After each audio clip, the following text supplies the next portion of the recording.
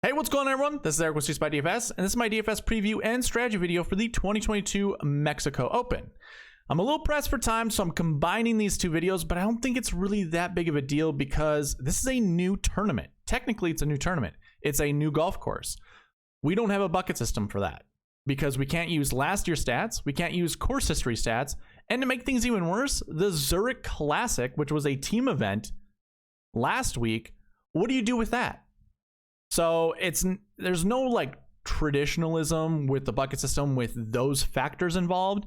I did think about doing like a universal bucket system to show you guys what it would normally look like, or even do it by strength of field. But to be honest, that's a lot of work, and I don't think I would have even got anywhere close to getting it done before this video. So unfortunately, not doing any of that. In the future though, when I do have the website up and running, I'll be able to draw on like strength of field, number of golfers in the field, all that good stuff to include in the bucket system. So we're not doing that this week, unfortunately. However, I still will talk about the tournament. I'll still talk about the people in the field. We'll go over some valuable things. We can't even talk about past optimal lineups because again, this is a brand new tournament. But we'll get through, we'll manage just fine. I already put it on the screen. Timestamps are in the description below. Go check that out to see what I'm covering in this video. But let's go ahead, let's jump right in, and we're gonna start with giveaways. Now, I told you we're gonna get to 350 subscribers real easy. We need one new subscriber to do that. And when that happens, this Sunday when I do a review video for this tournament, I will run that giveaway and someone will win $20. If you want a free entry into it, you have to be subscribed and you gotta leave a comment below. I don't care what comment you leave down below, but if you need a topic, tell me your two favorite golfers you're anchoring your lineups around this week. That's what I'm going to be showing you guys at the end of the video, what my two favorite golfers are that I'll be anchoring my lineups around. So it's an easy topic to talk about. You don't have to, you can leave whatever you want, up to you guys, but that's how you get a free entry into this giveaway. The second giveaway that I have is a prize picks giveaway. If you sign up with prize picks using the promo code SweetSpot and put $20 in your account, you're just going to get $20 from me. There's really no like raffle for this or anything. If you choose to use SweetSpot as your promo code, I'm going to give you $20 for it, as long as you put $20 into it. And another great advantage to this, prize picks is going to match your deposit up to $100. So you can put $100 in your account. It's only going to cost you $80 to do that, and then you'll have $200 in your account because again, prize picks is going to match your $100. So anyways, link is in the description if you want a quick access link there. That will actually populate the SweetSpot code while you sign up. Otherwise, you can just head to the website and put it in yourself. Okay, now there are two other things that I'm also providing as a giveaway.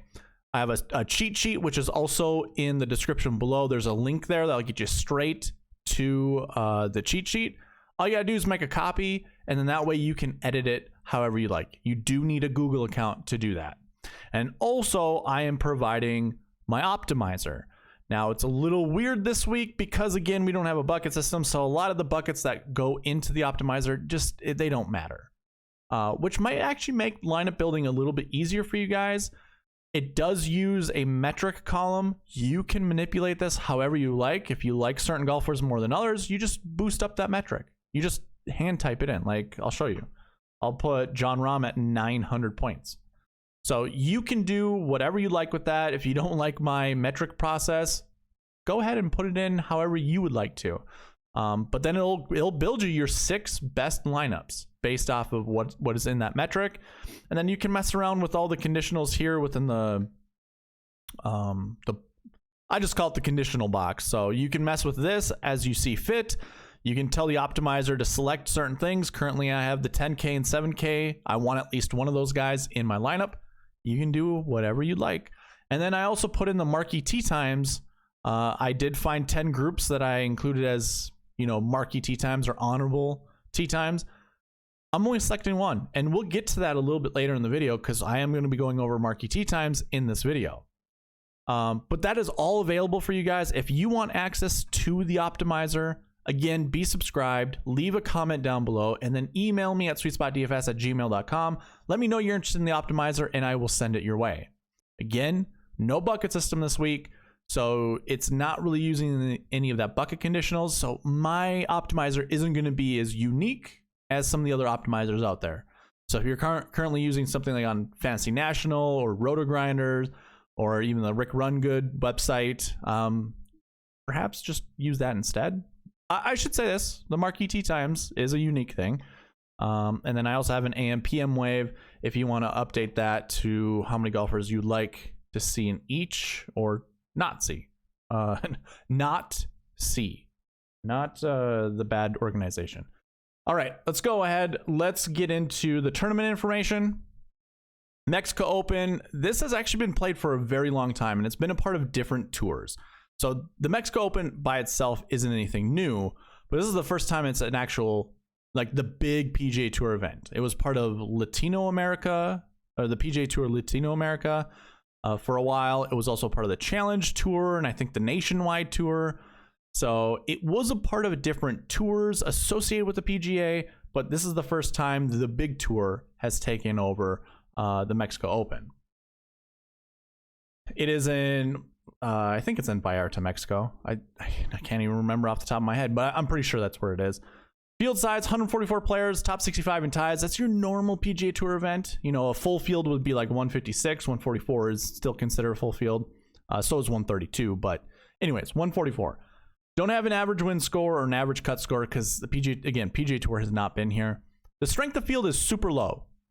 This is like embarrassingly low. 141.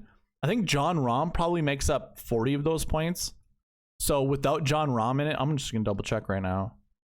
John Rahm equates for 41 points. So you take him out and the strength of field drops to 100. That's not good.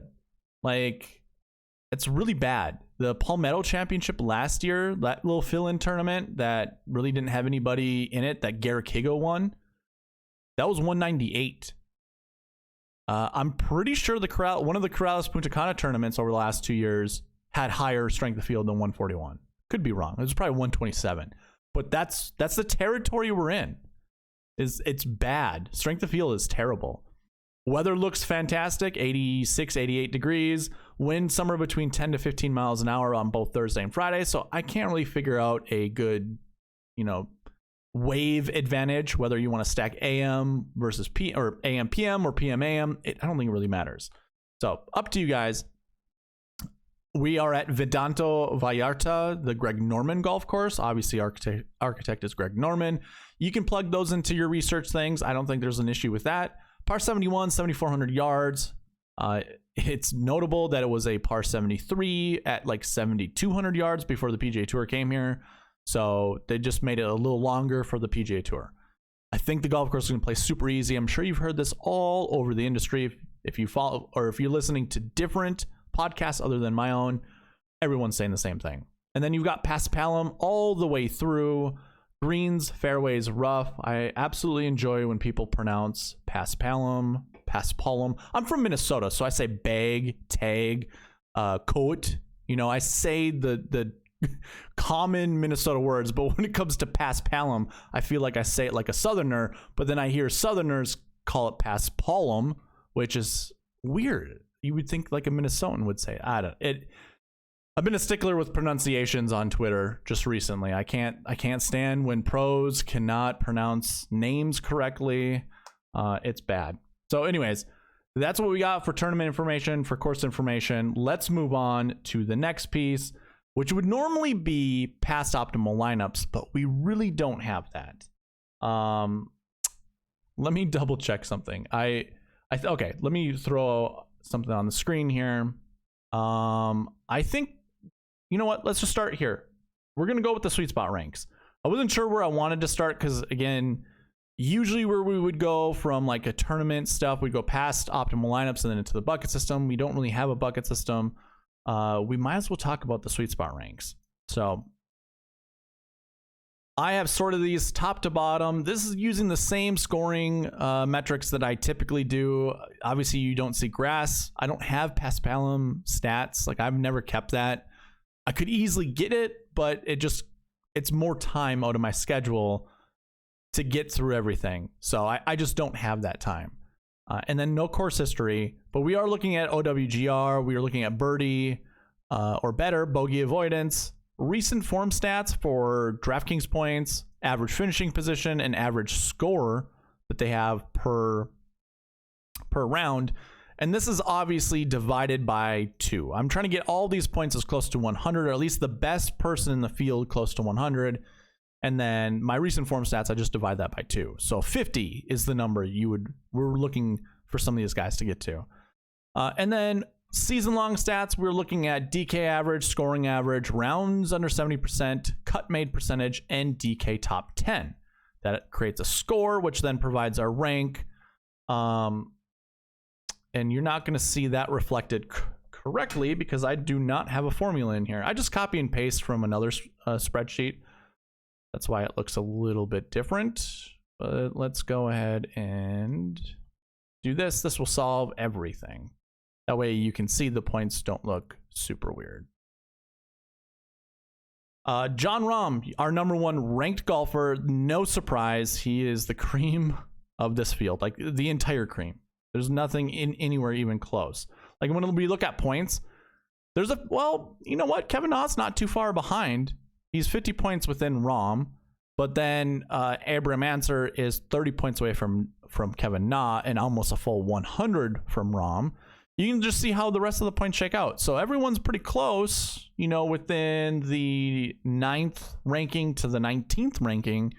And then it kind of goes up a little bit from there. And then obviously Rahm, far and away better than everyone else.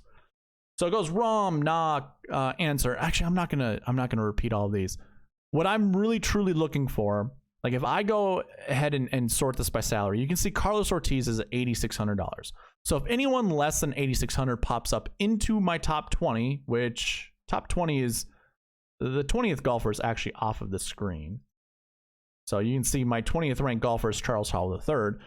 What I'm trying to look for is anyone cheaper than $8,600 that makes their way into this top 20 is worth talking about because that's good value. So we see Anirban Lahiri, CT Pan, Davis Riley, which really just $100 lower than that, Chad Ramey, and Grayson Sigg. So those 5 golfers, and I guess we can include Charles Howell III, who's $8,400, but we can include those 5-6 golfers as our value plays this week. And then we kind of look at the top here. You want to see some of these 10K golfers. Remember, there's 5 of them. There's 5 10K and above golfers. If any of the 9K leapfrog them, they're better values than those 10Ks. And those 10Ks would be overvalued, in my opinion, based off my metrics. So Tony Finau is my worst 10K golfer, believe it or not. Aaron Wise, Sebastian Munoz, and Cameron Tringali, all in the 9K, better than Tony Finau. Again, based off my rankings. Now, if we put Paspalum grass stats in there, I bet you Tony Finau probably jumps up to #2. Because obviously he has that Puerto Rico Open win. What else does he have? Yeah, well, the Northern Trust is not Paspalum. But either way, he probably would have good enough grass stats to make his way up here. But of course, we don't have that this week. Now, from here, what I like to do is look at Marquee Tee Times. And the whole purpose of this is really to try to find 2 golfers that we want to anchor our lineups around. Because the rule is, well, depending on how many Marquee Tee Times we're going to be talking about, depends on how many golfers you want to anchor your lineups around. Usually what we do is we take the amount of Marquee Tee Time pairings, we divide that by 2. That gives us kind of our base number that we want to build our lineups around. And then we go from there. Now, Marquee Tee Times that we currently have, there are only 4. So if we divide that by 2, that's 2. I give myself leeway 1 point or another, and I usually go lower. So because it's 2, I would say you want at least 1 of these golfers. Now, I went back and looked at other tournaments where we've only had 4 golfers in the Marquee Tee Time pairings. And half the time we've seen 2, half the time we saw 1. And actually one time we saw 0. So I think it was like 7 or 8 events that we had where there were only 4 Marquee Tee Times. So take that for what it's worth. But I'm comfortable playing at least 2 or at least one. I will get to two. I'm going to be anchoring a lot of my lineups around two, especially for the golfers you see on the screen. Now, the Marquee Tee Times that we have are all the golfers with the black numbers for their ranks. So I'm just going to highlight those so you guys can see who all of our Marquee Tee Time pairings are. Starts with the first group with Jon Rahm, CH3, and Cameron Champ. Then it goes Patrick Reed, Sebastian Munoz, Brendan Todd. Third group is Kevin Na, Abraham Ancer, Tony Finau. And fourth group is Cameron Tringale, Russell Knox, Emiliano Grillo. Now, like I said, you want to pick two golfers from, I think at least two. You can pick one, that's fine. But I like to think about picking two. And of course, we never pick golfers from the same group. It is very rare that we see golfers from the same group in the optimal lineup. Doesn't mean it's impossible, but it's very rare. Like it's like a 0.8% chance you're going to see one group produce two golfers in the optimal lineup. I'm willing to go with the percentages and not do that. So that very first group, like if you're on Jon Rahm this week, go with Jon Rahm. You know, and if you do pick Jon Rahm, don't pair him up with CH3 and don't pair him up with Cameron Champ. So I'm heavily considering going up nearly 100% on Jon Rahm this week. If it's not Jon Rahm, then you got to find somebody else in here. And you have some good options. I mean, you go with like a Cameron Champ at 9,400. Patrick Reed at 10,000 seems pretty reasonable because I don't think a lot of people will be playing him. He is in the Marquee Tee Times. Sebastian Munoz is there. He's got a back issue. You got to be careful about that. Brendan Todd, a lot of people kind of hate because he doesn't really have... Actually, I looked into this. His driving distance is awful. It's 275 yards on average. Like if I scroll all the way over and you look at this column right here, the CL column, 275.2. I went back to Corrales Punta Cana. I went back to the Puerto Rico Open. I even went to long tracks like Torrey Pines, like the Farmers Insurance Open. I only found one instance where a golfer that was who averaged 275 yards off the tee was inside the top 10, and they weren't even part of the optimal lineup. At least I don't think so. That was Brian Stewart. He finished 7th, I believe, at either the Puerto Rico Open or Corrales Punta Cana, one of the two golf courses. He finished 7th, and he had an average driving, I think it was Puerto Rico because it's a 6,800 yard golf course where distance doesn't really matter. Here at 7,400 yards, I think distance is a big deal. Everyone's saying that, obviously. To be quite honest, though, my two guys I was pairing up when I first made the lineup was Jon Rahm and Brendan Todd, and only because this feels like a alternate event, and Brendan Todd has played in alternate events pretty decent. So that's why I was thinking about going Brendan Todd. But I think I'm going to skip that, and I'm going to play Jon Rahm, and I'm going to actually skip the rest of these morning groups. And then if you look, Kevin Na, Abraham Ancer, Tony Finau are another Marquee Tee Time, but they're 10K. I'm not going to pair two 10K golfers, although the optimizer is trying to do that for me. I got to go down to the next group, which is Cameron Tringale, Russell Knox, and Emiliano Grillo. I don't mind playing Grillo at all, but I think if I'm going to pair somebody up with Jon Rahm, it's probably going to be Russell Knox. $9,200 is really easy to get to because Jon Rahm is 11-3. So if I'm going to do any kind of like Marquee Tee Times, that's what it's going to be, just like that. But I also really like Aaron Wise at 9,500, and I don't mind pairing up Jon Rahm with Aaron Wise. Now, Aaron Wise is not in a Marquee Tee Time group. He is in an honorable mention group, which I usually try to find 10 groups to match, to combine. So I want, to figure out all the Marquee Tee Times. And then from there, look at, groups that are really close. And those will be my honorable mentions. And I try to get up to 10 groups. And by the way, I forgot to mention this. I'm sure most of you guys remember. Marquee Tee Times are based off of the SweetSpot Ranks. If their collective score within that group is lower than a threshold that I create, they're in the Marquee Tee Time. And this week it was 95 points. So if their average, or if their total rank got to 95, that was perfect.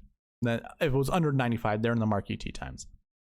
But anyways, if you don't like, Knox, Tringale is a good choice, Grillo's a good choice, or maybe you just don't go Jon Rahm.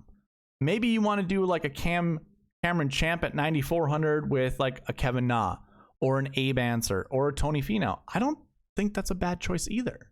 It's probably a better way to, you know, get to where you need to. Let's move on. So I think what I'm going to do is I'm going to stick to my Jon Rahm, and I'm going to go Jon Rahm, Russell Knox as my two guys that I'm going to anchor most of my lineups around. At least that's where it's kind of headed.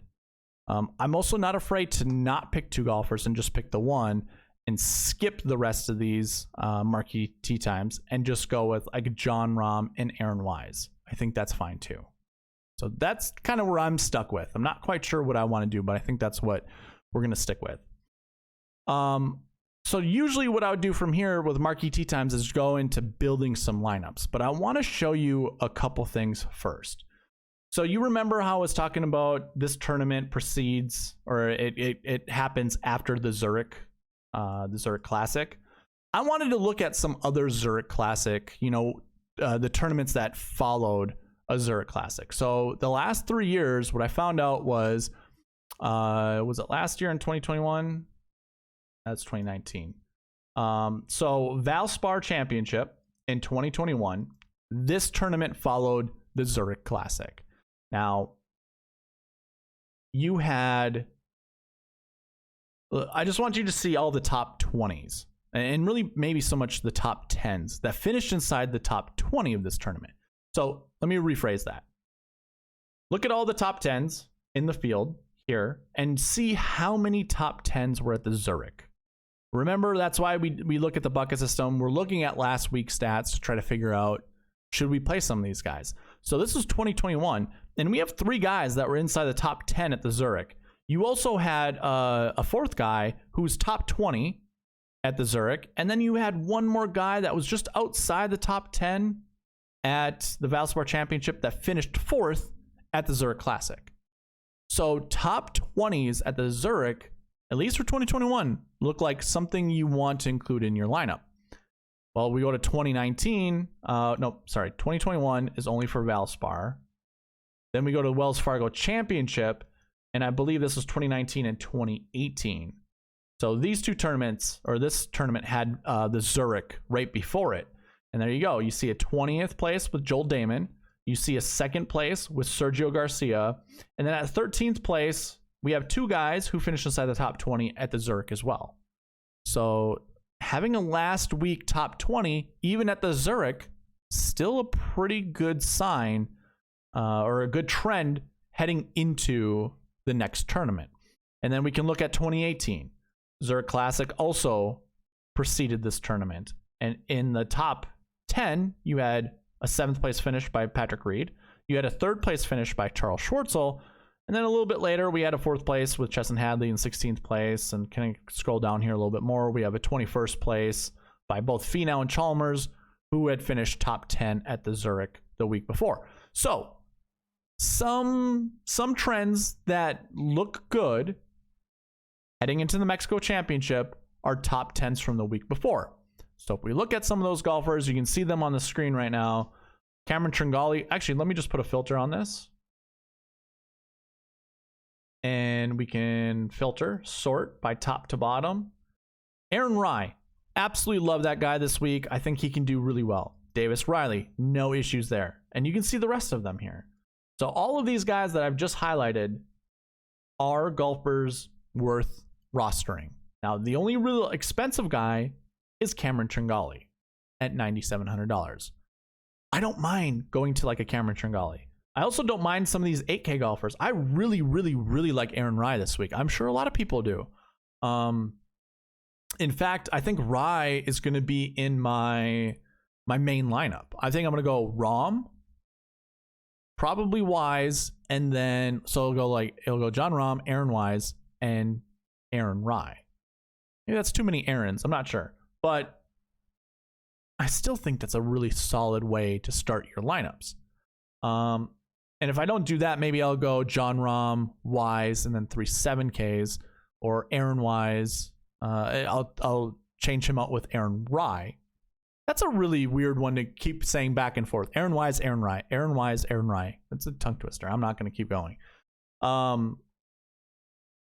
Yeah, I don't mind that. I don't mind like pairing a Rom up with an Aaron Rai. I think that's fine. But anyways, out of this group, you know, if we're looking at a normal bucket system, I would say pick somewhere between 1 to 3 from this group. I think that'd be fine if you wanted to start here. And again, there are some cheap names here. You have Hank Lebioda at 6,000, same with Adam Schenk, Dylan Wu, Justin Lauer, and then a couple 7K guys worth considering as well. I guess going from there, we're not going to be talking about recent form buckets. Let's see, did I have anything else that I wanted to talk about? Other than probably giving you my favorite lineups. I'm just going to double check. I usually have a show outline, but I didn't create one this week. Hey, we got to 350 subscribers. So we will be running that giveaway. So if you want in, be subscribed and comment down below. I just realized we got there. Let's see. Marquee Tee Times we covered. SweetSpot Ranks we covered. Last week I went through each of the teams at each price point. And that was that.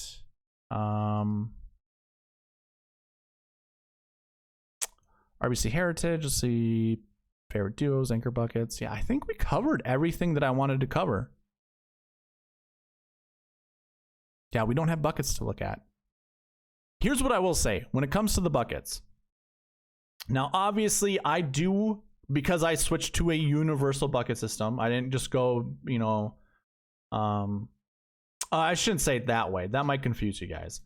The rankings will always be the same. Ones mean they topped 20 last week. Twos mean they're in that 20 to 40 range. 3 were in that 40 to 60 range. So on and so forth. And actually, let me go to the... Shoot. I don't even have the summary page up. I could go to the Valspar and show you.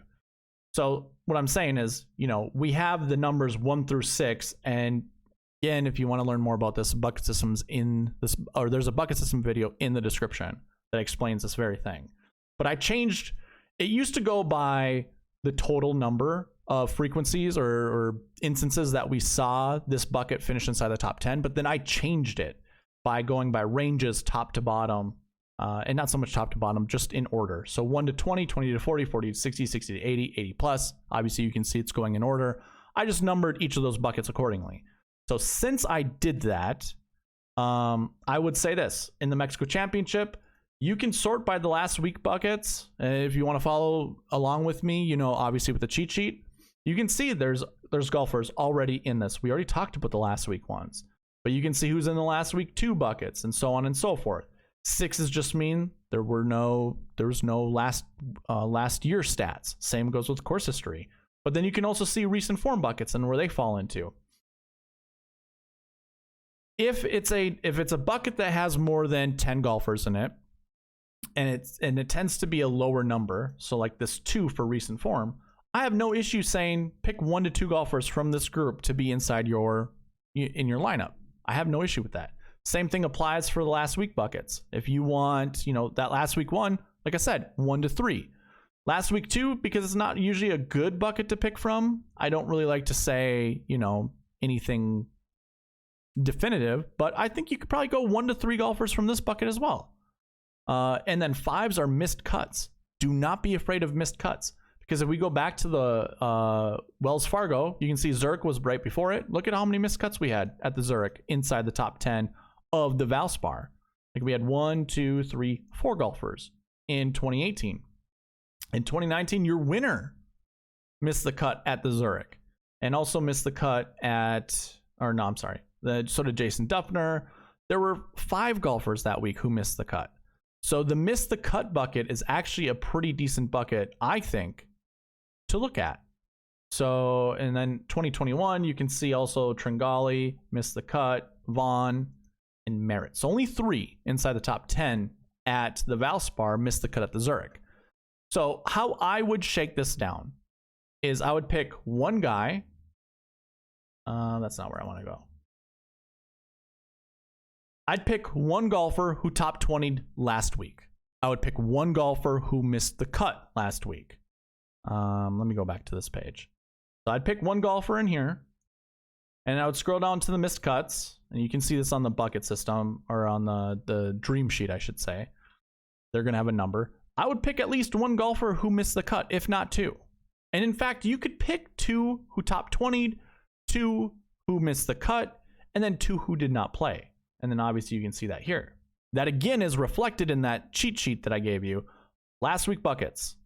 Last week ones are top 20s. Last week twos are 20 to 40. Last week threes are 40 to 60. Last week fours are that 60 to 80. Last week fives are missed cuts and withdraws. And then last week sixes would be the did not plays. So that's how I would build lineups.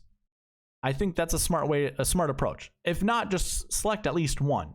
And in fact, I put that into the conditional box. You can see I have one last week 1, I have one last week 5, and I have one last week 6. You can see that right here in this column. Minimum, meaning optimizers select at least one of these. So that's what I put in the optimizer, and I think that's a fair way to go about it. Okay, so that is all that I have for this preview and strategy video. I think the best way to do it, I'm still gonna mess around with trying to narrow down my player pool.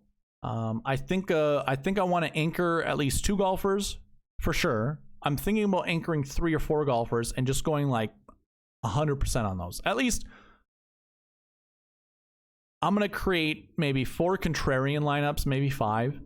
Put those in winner take alls for large money, and if they hit, they hit. Great. Like I won't be hurt that much. But the rest of my lineups, I think I'm gonna definitely anchor around a core of 2 to 4 golfers. I haven't figured it out yet.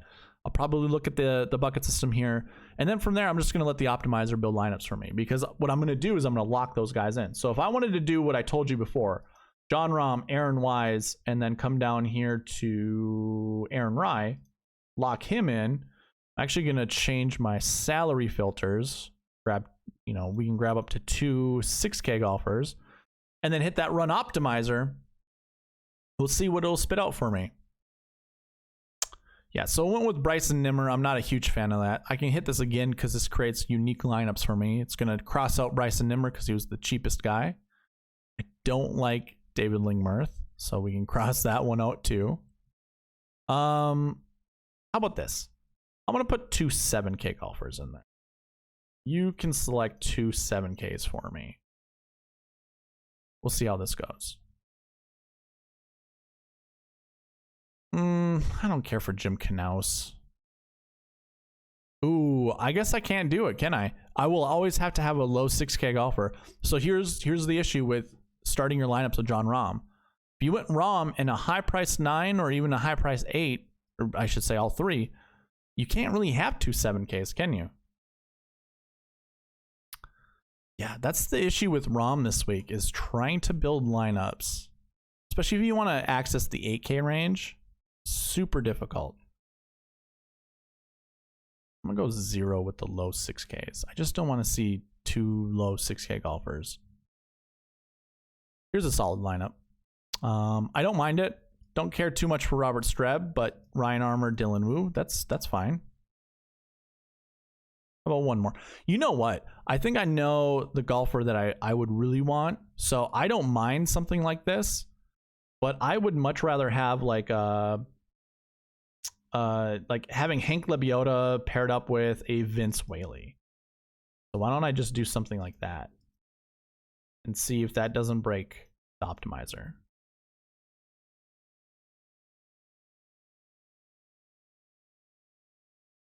Just puts Robert Streb in there.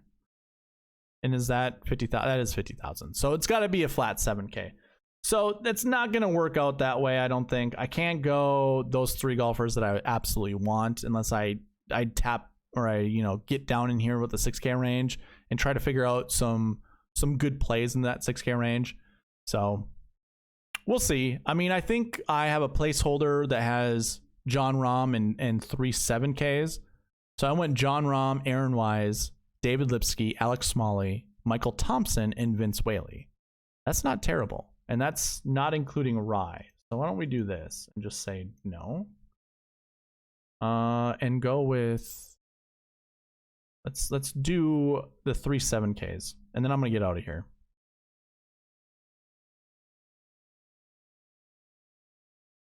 Take all. Okay, they're all out. All of the locks are out. So what do we have here? Justin Lauer. Wow. Anderban Lahiri, don't mind. Grayson Sig and Kramer Hickok. Not terrible. Hank Lebiota, I like that. So really, it's gonna be these 3 7K golfers, which I actually don't have an issue with. And then the 6K range. How about we switch this from Aaron Wise to Russell Knox? And I don't really need to be doing this for you guys. You guys can figure this out on your own. Like who you would like, but I'm just showing you some different lineup suggestions. I can tell the optimizer to select at least one 6K. I'd like to see at least one 6K. Not all 7s. Adam Schenk, Lahiri, Sig, and Hickok. Okay, so those are my 3 7Ks that the optimizer just loves. I'll probably change around some of the scoring to try to figure that one out. But there you go. That is all that I have for you guys this week. Just a reminder, you have some giveaways that are out there that you can take advantage of, $20. Just be subscribed and comment down below. We did get to 350 subscribers while I was recording this. And then your prize picks giveaway, that's available. Cheat sheet is in the description below, as well as the optimizer. You're gonna have to email me and also be subscribed, comment down below, all that good stuff. Just participate and I will reward you. That's all I have. So I'm gonna get out of here. Thank you guys for watching. Please leave a like, comment, subscribe, all that good stuff, and I'll see you in the next one. All right, bye.